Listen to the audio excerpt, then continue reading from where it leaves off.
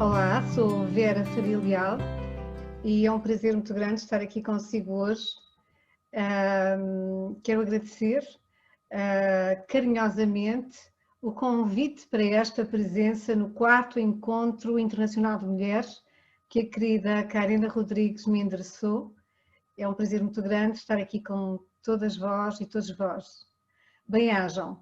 Eu sou Vera Faria Leal, como disse, sacerdotisa da deusa, treinada na tradição de Avalon, escritora, astróloga e fundadora da Escola Internacional do Feminino Consciente e Sagrado. Fui durante 20 anos a representante do método Heal Your Life, curso a vida, baseado na filosofia do Isai, em Portugal e no Brasil. E hoje ensino em 4 continentes estes ensinamentos que mais preenchem a minha alma. E minha palestra hoje é sobre estas duas maravilhosas deusas, Afrodite e Hera, a amante e a rainha, seja a soberana do amor. Vamos a esta viagem. Afrodite, a deusa tão desejada quanto perseguida milenarmente, ela contém os segredos mais alquímicos da psique feminina. E importa conhecer e integrar esses segredos, essas iniciações, esses ensinamentos, para podermos cumprir a totalidade da nossa bênção enquanto mulheres. A rainha, ela representa a união das energias feminina e masculina na psique feminina.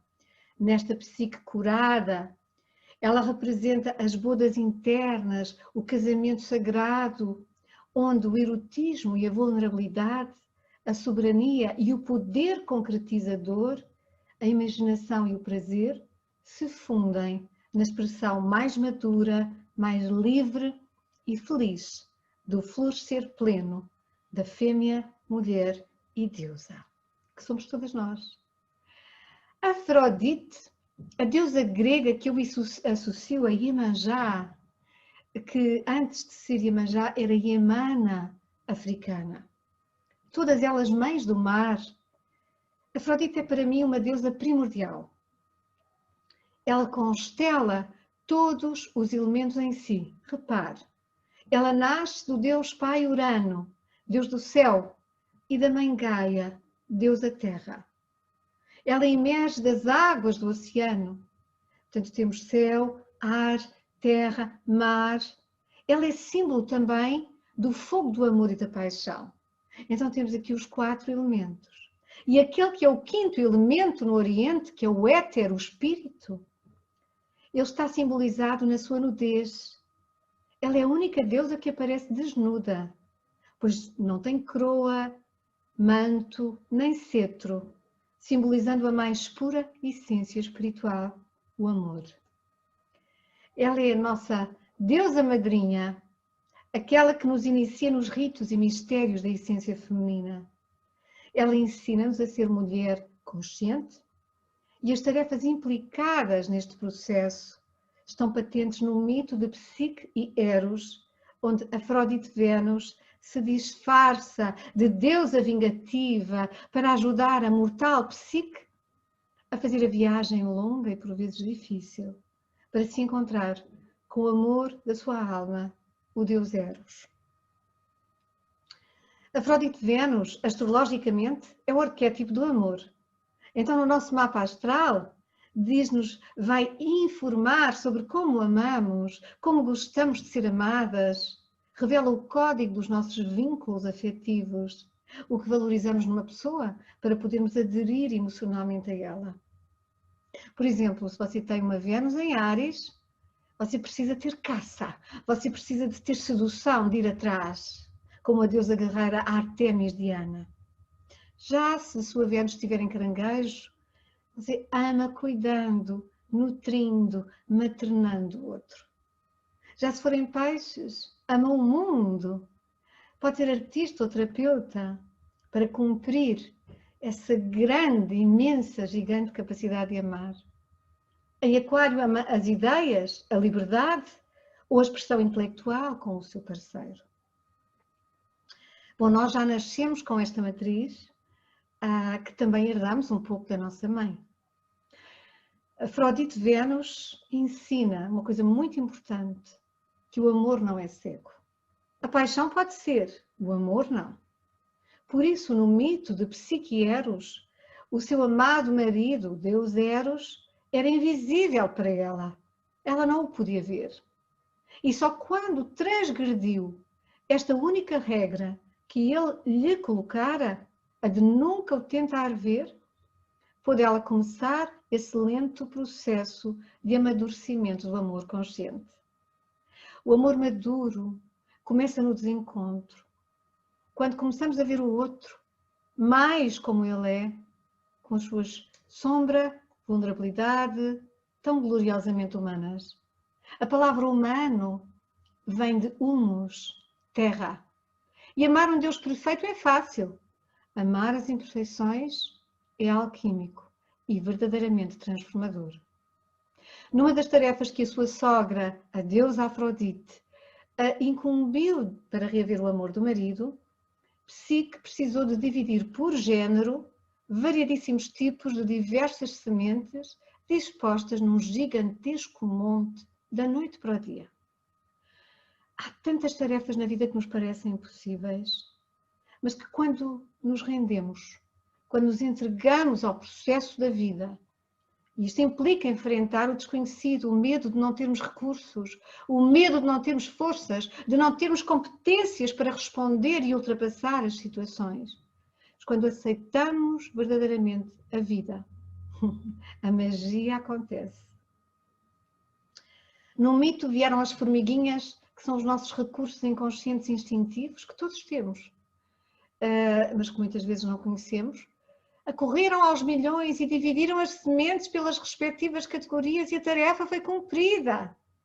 As sementes representam, então, os nossos valores. Temos que saber discernir o que gostamos daquilo que não nos faz bem.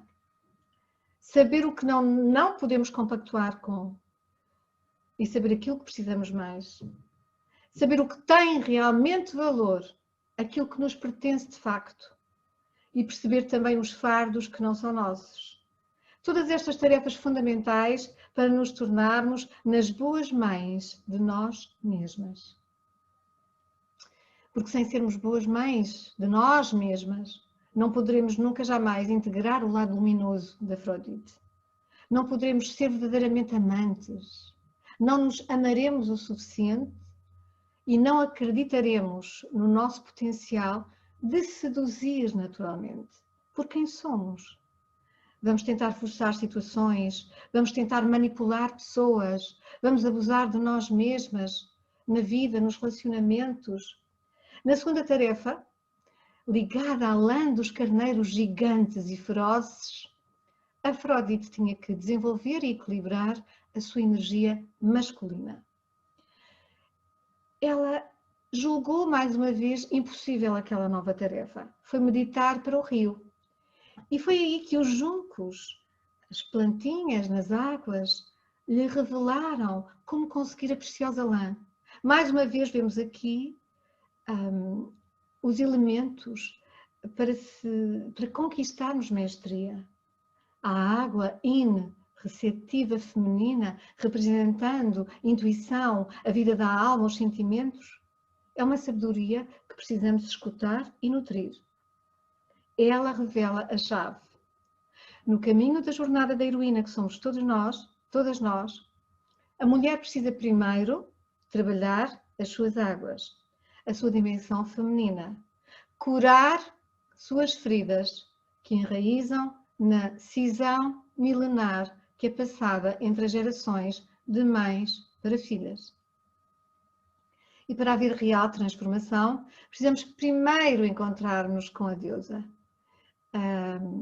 E aqui podem ver a minha coleção de deusas do mundo como uma expressão, enquanto sacerdotisa da deusa, do meu amor para com essa energia primordial que em cada tempo, em cada espaço, em cada lugar tem o seu nome, tem a sua forma, tem a sua expressão. Desde já as honro aqui com a minha coleção neste espaço que é também o meu altar. Então, para haver real transformação, precisamos primeiro encontrar-nos com a deusa. A deusa é a matéria viva, a alma encarnada no nosso corpo-templo. Precisamos sanar esse vínculo primordial para recebermos a nossa intuição mais apurada, para nos podermos validar e respeitar a sabedoria do nosso corpo, para além daquilo que diz o nosso intelecto. Então, só depois podemos, em segurança, trabalhar nossas energias masculinas. Dou um exemplo. Se uma mulher fizer dieta para emagrecer só à custa da força de vontade, que é um elemento masculino da nossa psique, irá estar continuamente em luta consigo mesma. E vai perder muito. Agora, se ela curar primeiro o seu feminino, aprendendo a amar-se, ela vai desejar naturalmente comer da melhor forma para o seu corpo-alma. Ela não vai precisar de ser um carrasco de si mesma, basta ser amante. Então, voltando ao mito, Psique conseguiu a lã do carneiro quando o sol estava mais suave no céu. Aprendeu a temperar sua energia, sua força masculina com a sabedoria intuitiva feminina. E isto é muito belo. Como a carta do tarô, a temperança tornou-se alquimista dos seus estados psicológicos, ganhando maestria na mistura das substâncias e dos elementos da vida. Ser boa mãe de nós mesmas é também esta arte de potenciarmos o equilíbrio entre a ação e descanso, ser e ter, dar e receber. Numa outra tarefa, Psique tinha que subir um rochedo escarpado para trazer da fonte da nascente, no cimo mais inalcançável, um pouco dessas águas mais puras. E foi uma águia, que simboliza o elemento ar, a conexão com o espírito, que lhe trouxe num jarro vaso, que poderia ser um símbolo do Graal, essas águas vivas vindas do alto, do céu. Os antigos diziam que a primeira grande iniciação que precisamos de fazer é numa linguagem espiritual, simbólica, transpessoal. Para mim, pessoalmente, para além dos diversos ensinamentos que colhi ao longo da minha vida, cristãos, taoístas, budistas, da deusa, foi também esta linguagem simbólica iniciática, foi também a astrologia. Ora, todas precisamos ser iniciadas numa tradição que nos ensina a linguagem dos deuses, que nos conecte com as leis universais e o grande mistério. Na última tarefa, quiçá mais difícil, Psique foi aos infernos, o inconsciente profundo, reino que os antigos chamavam de Hades. Ela foi buscar um pouco do creme de beleza da deusa Perséfone, rainha do submundo. Na travessia do rio, ela precisou não responder aos pedidos aflitos dos fantasmas de sua mãe e de pessoas conhecidas já falecidas, que lhe pediam ajuda de forma pungente e aflitiva. Foi a mais dura tarefa. Não poder ajudar, dizer não, manter-se firme no seu propósito, não se deixar desviar do seu foco, daquilo que era fundamental para si. Pois ela venceu. Ela conseguiu e trouxe o creme de beleza de Perséfone. E quando estava praticamente vitoriosa, ela decidiu abrir o frasco e colocar um pouquinho do creme no seu rosto. Afinal, qual é a mulher que, prestes a estar com o seu amado, não deseja embelezar-se? Foi aí que uma fatalidade ocorreu. Saiu do boião um nada, um fumo que é nada, que a pôs inconsciente. Pois antes das bodas alquímicas do feminino com o seu ânimo, o seu amante interior, há um estado que pode ser semelhante ao transe dos xamãs, ao êxtase dos místicos, ao sono da Branca de Neve, antes do príncipe acordar com um beijo. Há um tempo misterioso de pausa, um último rito iniciático, onde a energia nos leva a leitos mais profundos nos nossos oceanos internos. É como se fosse uma morte do eu, a partir da qual o renascimento se torna possível. E depois, quando acordamos, parece que tudo mudou. A família diz que somos outras pessoas. Alguns reclamam que mudamos para pior, porque já não nos conseguem manipular. Psique ganhou o seu amado de volta. E dessa vez, Afrodite foi a sua sacerdotisa de casamento. E levada a deusa por mérito próprio, uniu, pelo trabalho da sua vida, a condição humana à condição divina. E tudo isto é a expressão do que nos cumpre fazer aqui na Terra. No mito, Afrodite cresce sendo uma deusa da sexualidade sagrada, da sensualidade, adorada pelos homens, adorada pelos deuses do Olimpo. Casada com Hefesto, o feio deus do fogo, da forja e da ferraria, recorda-nos o conto de fadas da Bela e do Monstro, onde somos ensinadas a integrar diversos paradoxos. A nossa dimensão divina e humana, o espírito e matéria, a personalidade com a alma, a luz com a sombra. Ela, Afrodite Vênus, era o protótipo da amante, aquela que se ama a si mesma e que se reconhece com prioridade da sua vida. Aquela que sabe que o seu corpo é tão sagrado quanto o seu espírito. Aquela que, se conectando com o seu próprio coração, que é a taça do Graal, onde a síntese entre a terra e o céu, o eu e o outro se casam, pode sentir também o coração do outro. Então, o segredo último, eu diria, de Afrodite é que, como a própria deusa oriental Kuan Yin, é compaixão. Ela é uma deusa compassiva, cheia de graça, cheia de amor. É isso que ela ensina em última instância. Afrodite ensina a síntese fêmea, mulher e deusa em nós. Ela representa a amante completa. No mito grego-romano, já patriarcalizado há cerca de 2000 anos, ela representa, junto com outra deusa, a deusa Hera, o arquétipo da rainha, ela representa uma parceria em eterno conflito. As amantes versus as esposas. Esta falsa dicotomia, exacerbada pela cultura patriarcal devido à Insantíssima Trindade, produziu a cisão milenar entre a santa e a prostituta, causando dores imensas à humanidade. E a Insantíssima Trindade é esta tríade por oposição a outra, uma santa, outra insanta, corpo por oposição a espírito, feminino por oposição ao masculino, sombra por oposição à luz.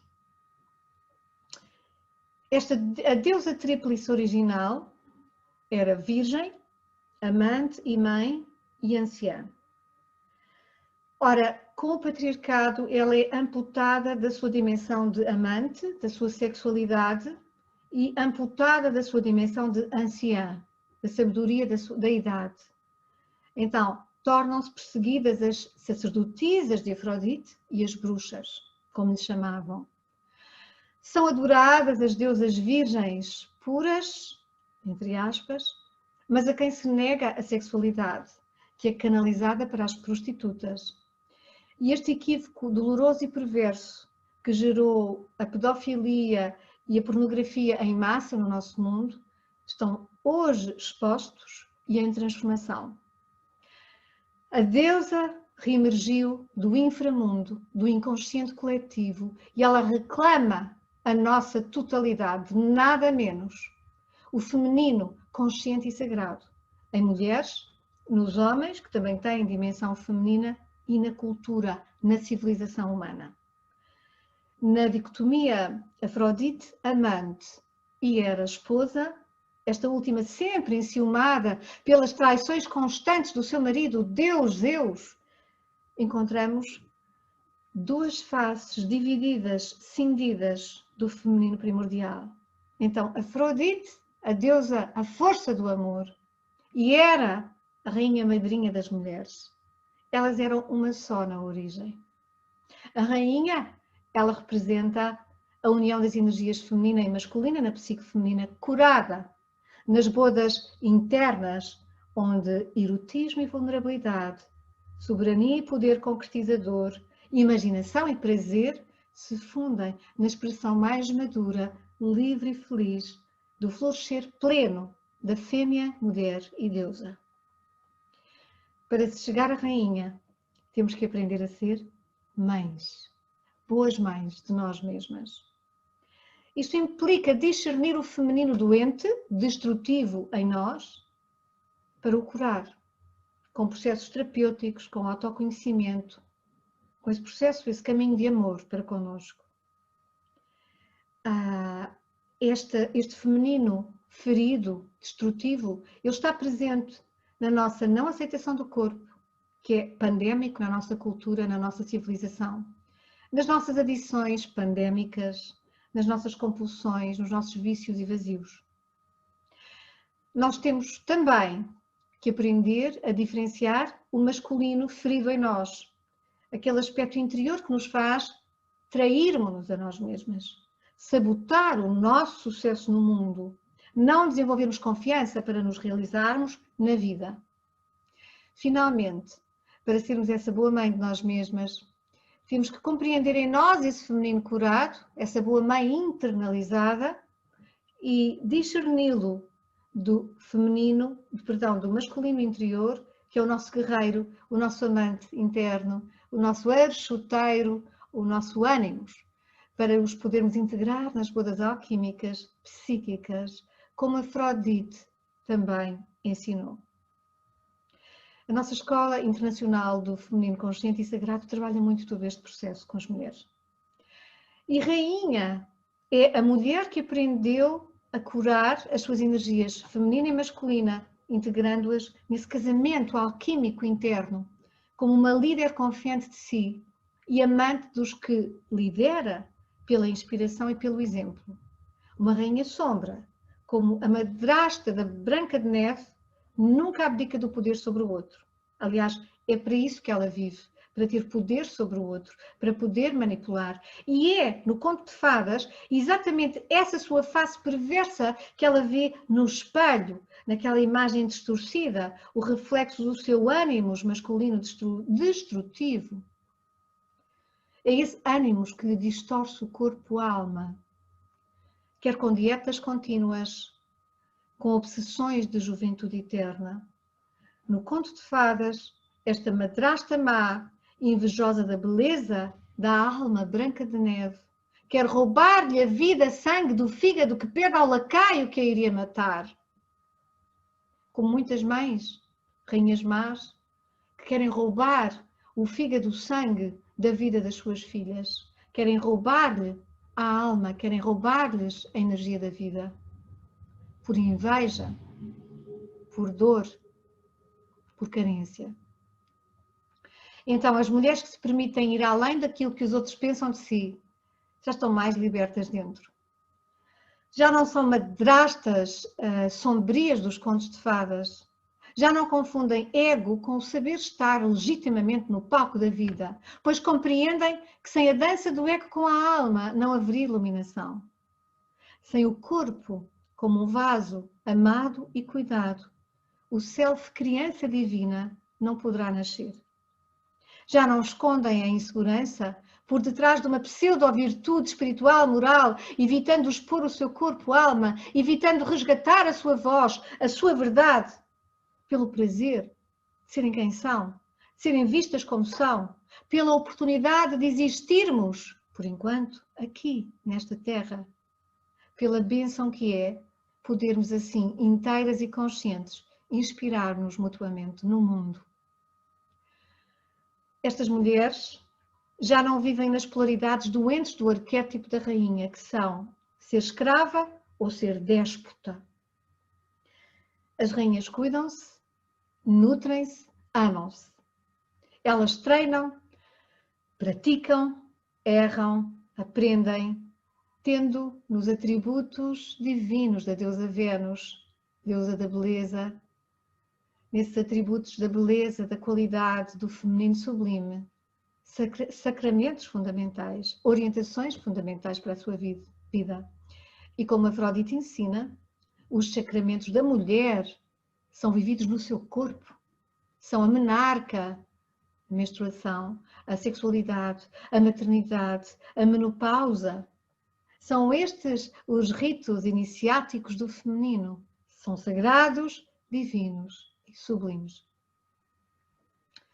Então, para sermos rainhas, precisamos permitirmos-nos deixar de ser princesinhas, boazinhas, desempoderadas, aquém do nosso potencial.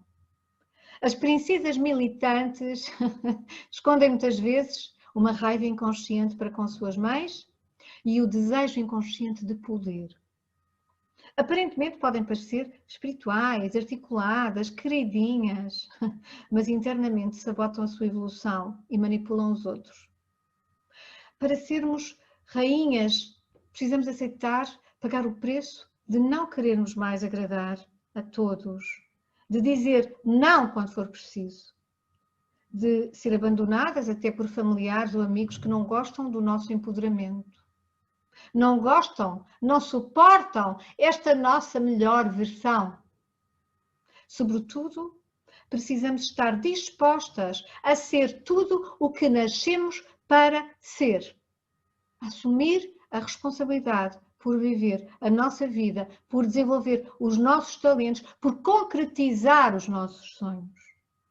Sendo brutalmente honestas com os nossos complexos de poder, aprendendo a nutrir os nossos vazios e a iluminar os nossos dias com a prática do extremo autocuidado. Esta é a soberania do feminino, é esta a dança. E a união das mulheres Afrodite e rainhas da sua vida é uma imensa força que o mundo precisa mais do que nunca nestes tempos de grande transição civilizacional. Então, eu brindo a si, mulher e deusa, expandir amor e iluminar consciências para sentir a magia da vida. Desejo muitas bênçãos e até ao feliz reencontro me despeço em Namastê, em prazer e alegria. Bem-aja.